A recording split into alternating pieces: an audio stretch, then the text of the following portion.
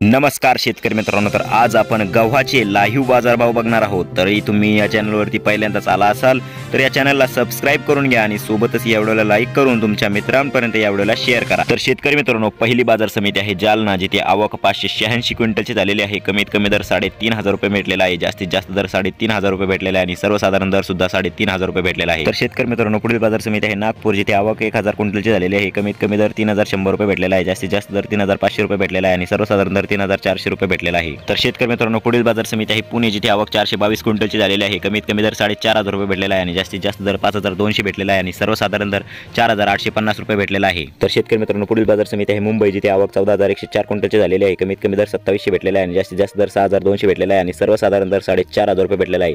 तर शेतकरी मित्रांनो, मुंबईला सर्वात जास्त आवक झालेली आहे। तर शेतकरी मित्रांनो, हे होते आजचे गव्हाचे लाईव्ह बाजार भाव। तर तुम्हाला हा व्हिडिओ कसा वाटला ते कमेंट करून नक्की सांगा आणि या चॅनलवरती जर तुम्ही पहिल्यांदाच व्हिजिट करत असाल तर या चॅनलला सबस्क्राइब करून घ्या आणि सोबतच हा व्हिडिओ तुमच्या मित्रमंडळीपर्यंत शेअर करा।